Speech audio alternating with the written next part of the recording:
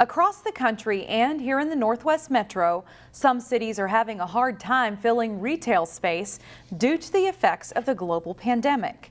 However, one local community is seeing the opposite trend. Reporter Sonia Goins shows us why a surprising number of new independent small businesses are opening up shop in Crystal. Husband and wife team Taisha Bogart-Merrick and Jamal Merrick spent Monday getting their new shop, Ambience Cafe and Event Center, open for business. We'll have different sandwiches, wraps, and paninis, and different things like that. Their cafe is opening soon in the previous Caribou Coffee Shop at Crystal Shopping Center. That location, that's kind of how we got over here. Taisha's been in the catering business for years and was looking for a new place to call home when she saw the vacancy sign. We started seeing all the vacant signs. I said, let me just reach out and see what we can do, and it kind of worked in our favor. This to be a dining area, you know. Right now we're still working on it. We're still getting the bits and pieces together, putting the polishing touches on it. Financial experts say there are several reasons for an increase in retail vacancy space. During the height of the pandemic, some businesses went online and decided not to return to their brick and mortar stores, while others decided to close up shop permanently. In Crystal, the retail vacancy rate is around 10%, but city officials say that's better than neighboring communities. Our commercial space may be a little bit less expensive than in some other locations, but also because we haven't had a lot of new retail construction compared to other cities. While larger spaces like the old half-price bookstore and Broadway Pizza restaurant are still looking for new tenants, Sutter says smaller vacancies are quick to lease. Because of our rents being a little lower here than in some other areas. And also, I think the spaces are the right size. At least 3 shops have taken up vacant space in the city within the last couple of months. Supermercado took a spot Ambience Cafe had also looked into moving into. That allowed the business to expand, turning a small Mexican bakery into a full supermarket. Farther down the road, Bella's shop is opening in the former Aquatropic space. That's going to be a combination bakery, coffee shop, ice cream parlor, and a retail store selling locally produced goods. City officials say Crystal's location near Minneapolis and its pedestrian-friendly area are a big draw for businesses. This is providing them an opportunity to truly shop local. People want to see more small businesses. They want to see something different, something new.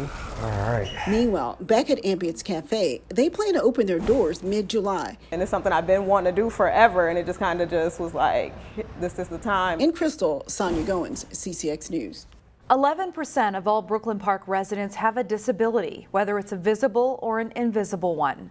To find out how the city is working on becoming more accessible for all, we spoke with Brooklyn Park's ADA coordinator, Josie Shardlow, for today's Newsmakers. This is the 31st anniversary of the Americans with Disabilities Act. And of course, we wanted to celebrate last year, but COVID and everything. So here we are this year. The city has been doing a lot in reference to 2 big projects that we want to now share with the community. One is around our parks and facilities, and so we've been assessing them to see how accessible they are. We want to be in compliance with the ADA, but also go beyond and make sure things are actually accessible to folks.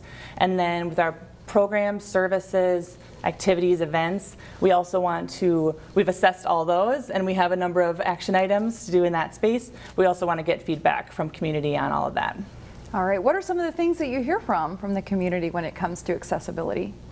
So, as part of my role with the city, I'm the ADA coordinator, and part of that is people can share any grievances with me that they might have about how we're not in compliance. But actually, we don't hear that much from people. I would love to hear more, even if it's just suggestions, feedback, what we should do more of, what's working for people, or what's not. So that's part of why we're having this event coming up in July, is to really get those conversations going. All right, so what's that event going to be like?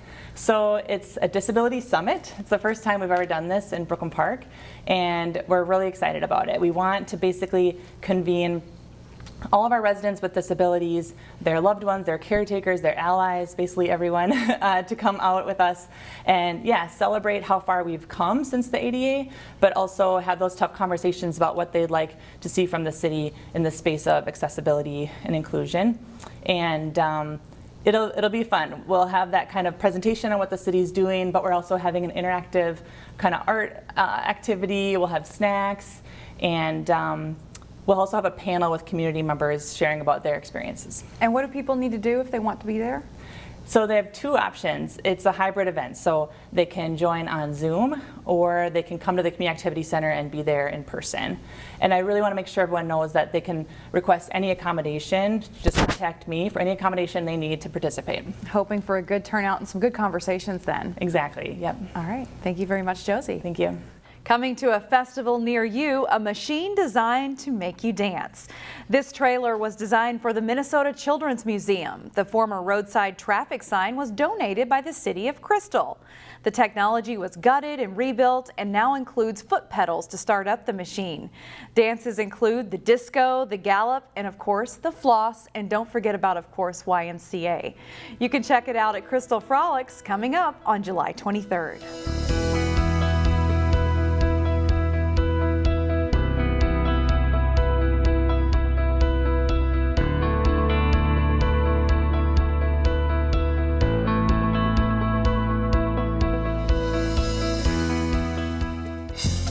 Find more local news stories at ccxmedia.org and follow us on social media.